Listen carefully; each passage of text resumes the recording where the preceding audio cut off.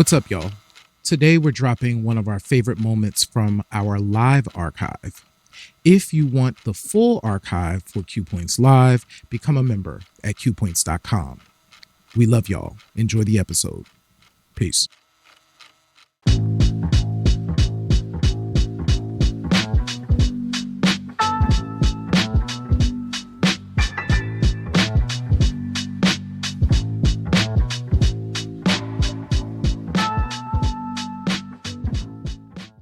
Greetings and welcome to another episode of Q Points Podcast. I wish I would remember to take my microphone off mute. I am DJ Sir Daniel.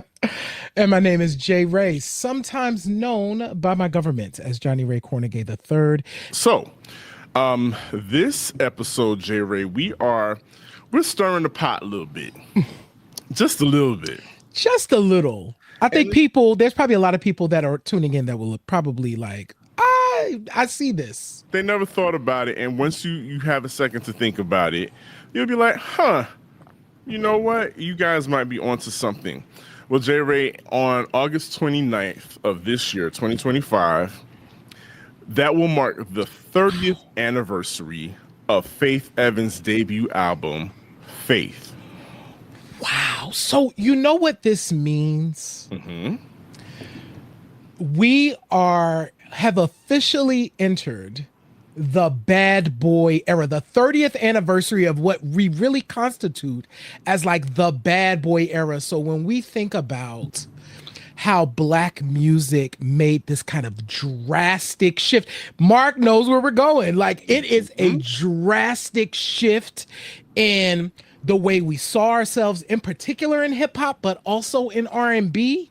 Yes. This marks the 30th anniversary. 1995 would have been when that really started. And that's crazy to me that it's been 30 years since this came out. I feel blessed that we were around for it and we got to witness it firsthand. Yes. So, okay.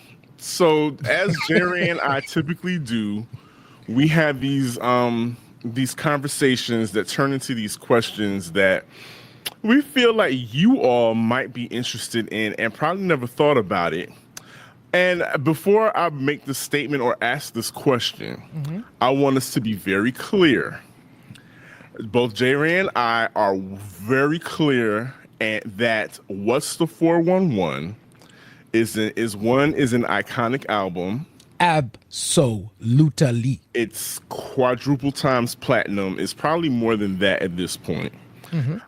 Mary J. Blige is a once-in-a-lifetime artist. One of one. She's once-in-a-lifetime artist. She is iconic on her own. But I guess the question that we were pondering, as debut albums are concerned, is it just possible, just a little bit, is it possible that Faith, self-titled by Faith Evans, is a better debut album than What's the 411? That's all. We're just asking. Just asking. Just asking. I have thoughts, Sir Daniel. I have thoughts on this. So I think that it's important for us to recognize that Faith came in the shadow of the watershed moment that was Mary J. Blige's What's the 411, right? Everything about R&B for men and women changed with that record. And I think this question is valid because the same players that created that record, many of them were in the hands of this record. You know, it's coming from the same place, right? You know what I mean?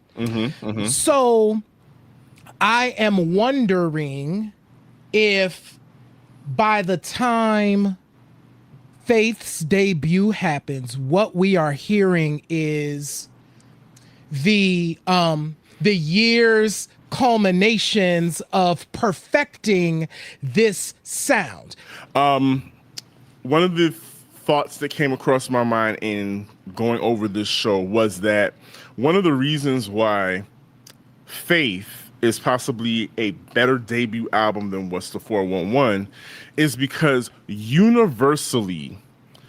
is universally recognized that My Life by Mary J. Blige is her magnum opus. It is. It's her masterpiece. Is the absolute best album to this day. People, bar none, across the board agree that My Life is in fact Mary J. Blige's best album.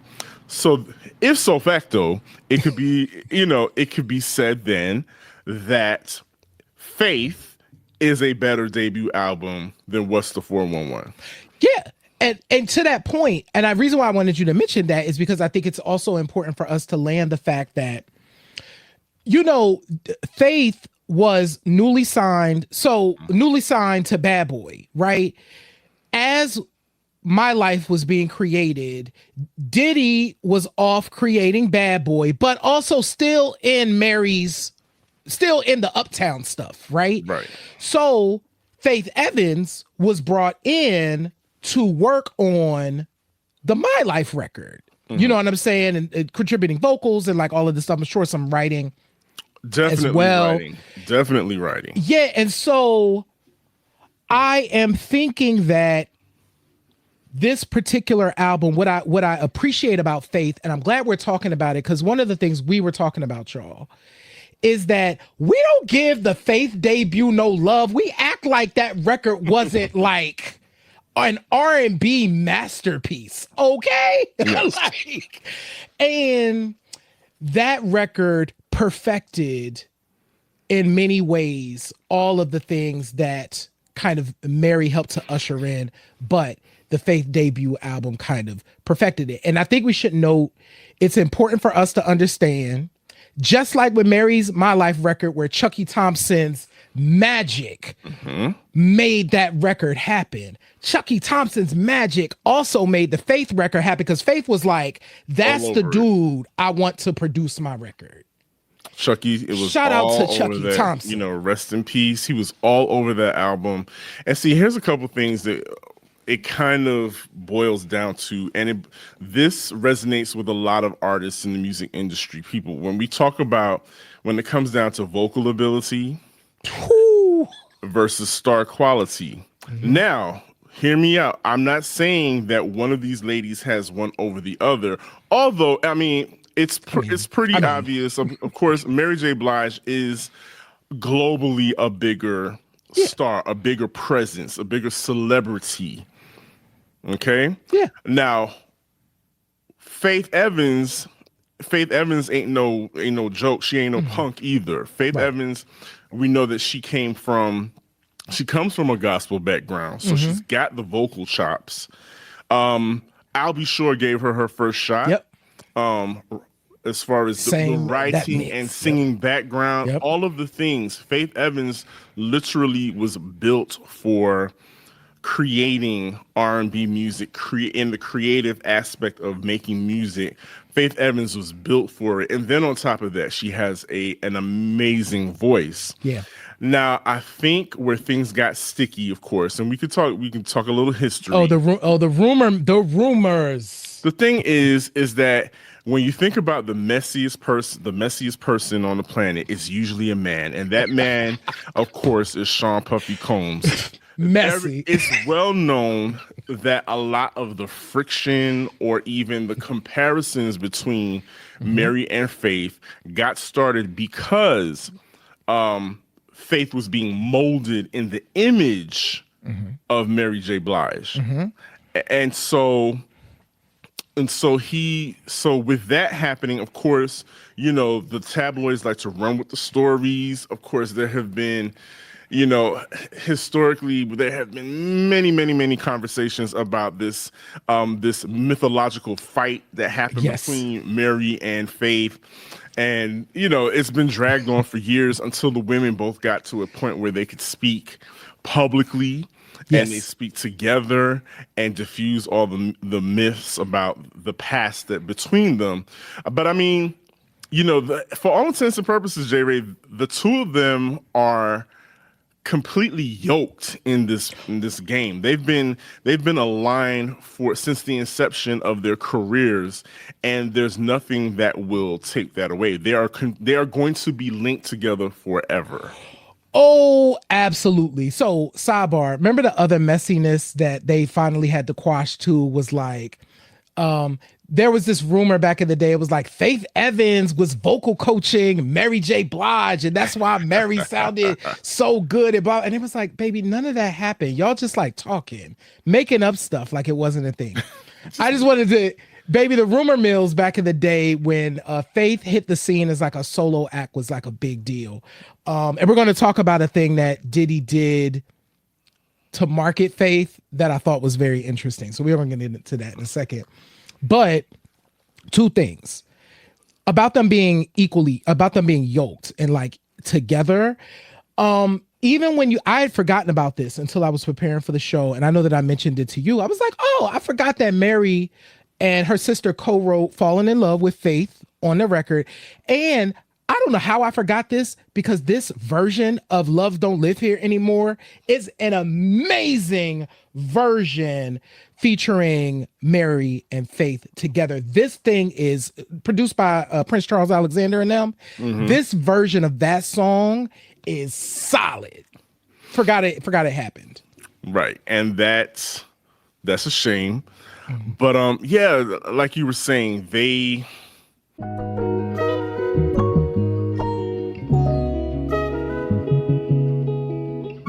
I want you to talk about the Diddy, what the Diddy formula that he was doing. Because if I'm thinking it's the how do you say the face being kind of obscured, the kind of look, because for a long time we didn't know what Faith looked like. If you can remember, yeah, all of the records that were put out, of course, were in these very generic vinyl vinyl sleeves.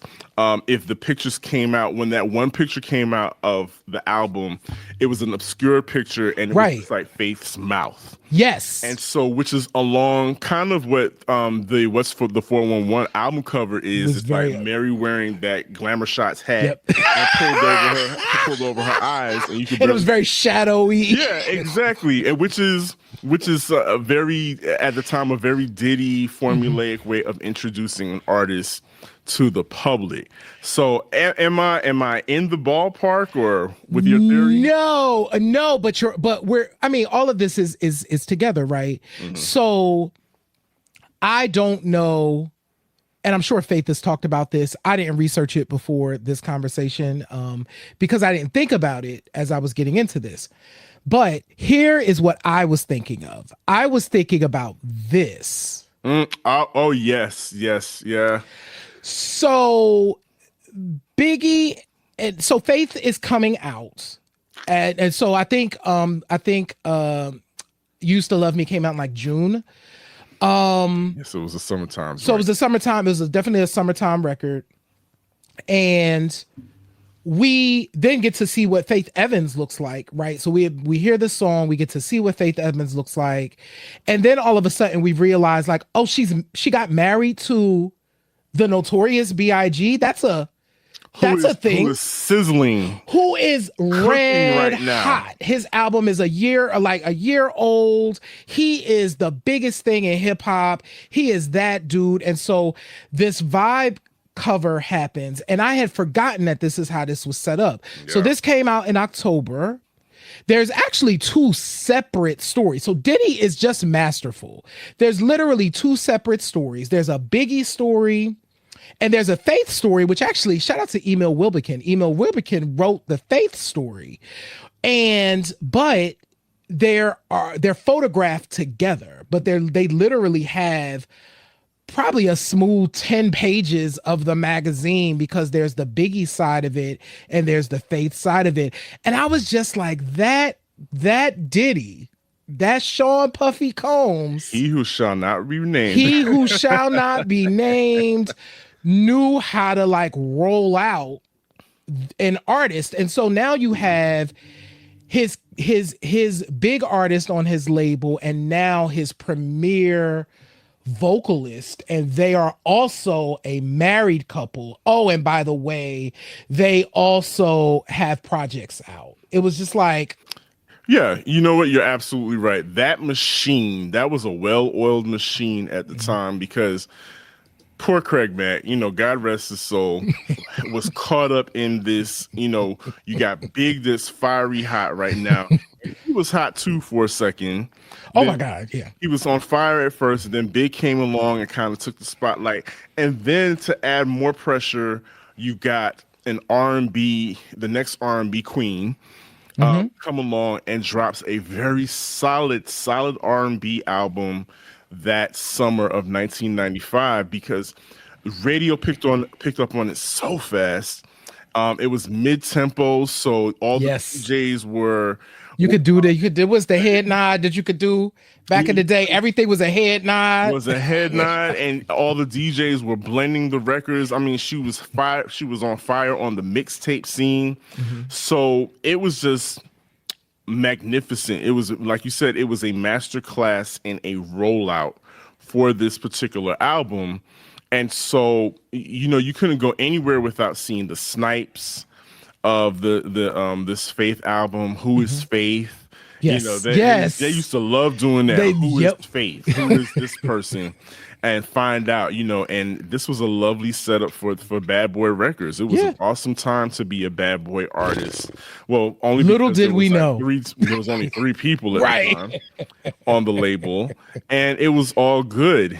And it, not for nothing, all these 2 women, not only are they linked professionally, but they both share like a nice amount of dubious, kind of shady things that have, marred their careers over the years. And they've all worked with the same people. Exactly. Like, both Faith and Mary have worked with Whitney Houston, have stood on the stage with Aretha, all the big divas that you can think of.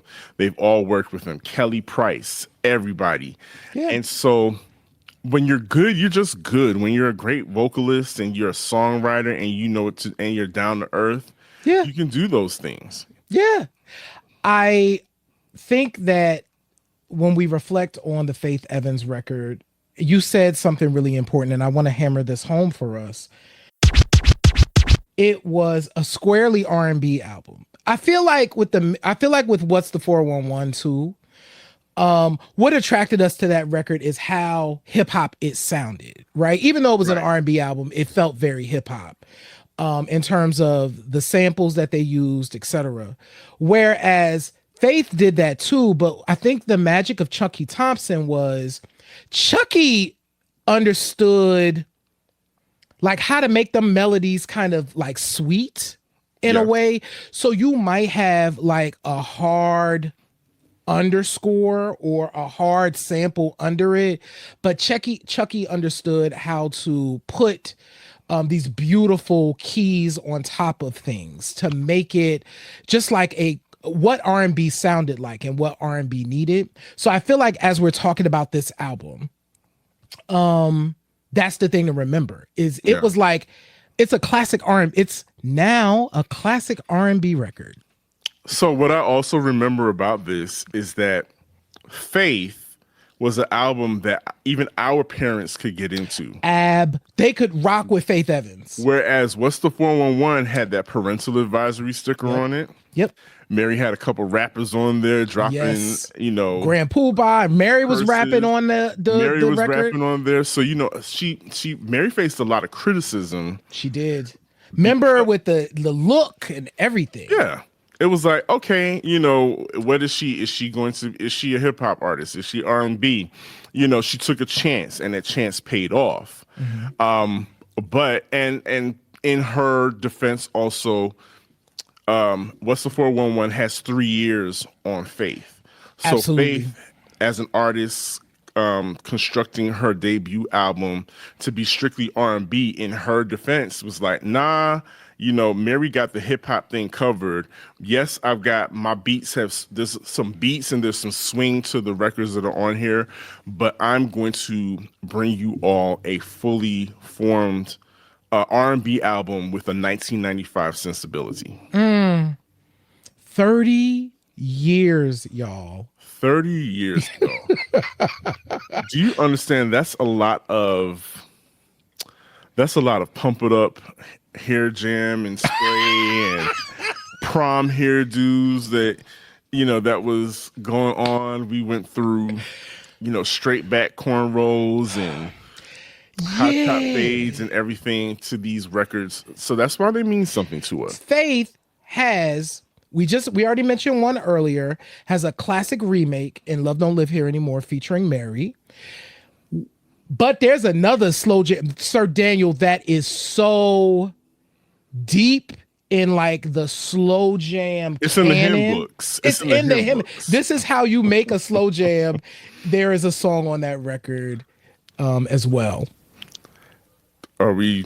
Yeah, we can talk about Soon As I Get Home. Listen, Soon As I Get Home is, you know how important Soon As I Get Home is? Soon As I Get Home is so important that they can make a parody song of it as a gospel song. Yes.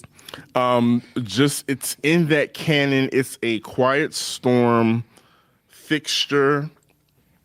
It gave language to women, especially Black women, about who are dealing, they're dealing with this newfound sense of independence. It's the 90s. Mm-hmm. They're being seen, they feel seen. People are taking them seriously. They're making a lot more money in most cases than Black men. Mm-hmm. And so Black women are struggling with this balance of being breadwinners in their own lives, but also being soft enough to maintain relationships or to attract relationships to them. And so, whereas, where Mary is giving us, her tomboy fits and she's bopping and but she's still singing a sweet melody, you have the ladies also now have Faith, who is completely softened, who is, got the hair, the look, the whole look that's going on that would be attractive to both men and women. Mm-hmm. Men want to imitate it. Men want to be with a woman like that. She's light skinned. All the things that all work the things, her, especially in the 90s. In the 90s, all the things that could work for you as a female artist in the 90s. Mm-hmm. And so her gently sing this yearning ballad over a very simplistic. It's very simplistic. Yes, there's not a whole lot going on in this song. It's just her, the melody, and some strings and keyboard, and that's it. That's it. And you've been sucked into this melody of Faith saying, "Listen, just so you know, get home. Just so you know, it's on. It's on in the song." Jam. So listen, I think we've landed though, Sir Daniel, which is really interesting throughout this conversation, because I've been watching the chat, is there's definitely love for what's the 411. It's like, no, what's the 411? But there's a whole lot of love for people like, but Faith though. Yes. Faith perfected that thing.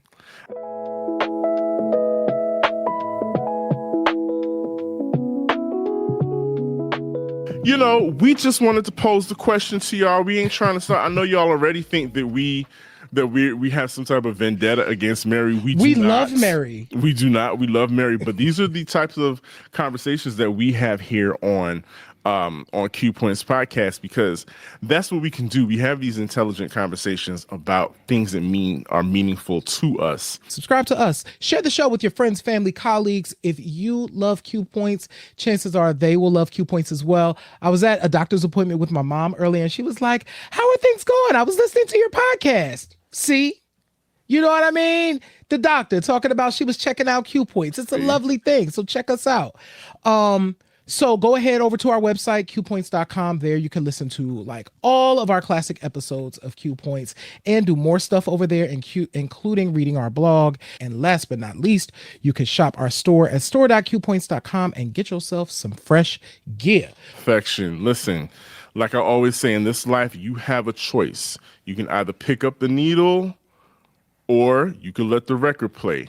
I'm DJ Sir Daniel. My name is Jay Ray, y'all. And this has been Q Points Podcast, dropping the needle on Black music history. We will see you on the next go round. Peace.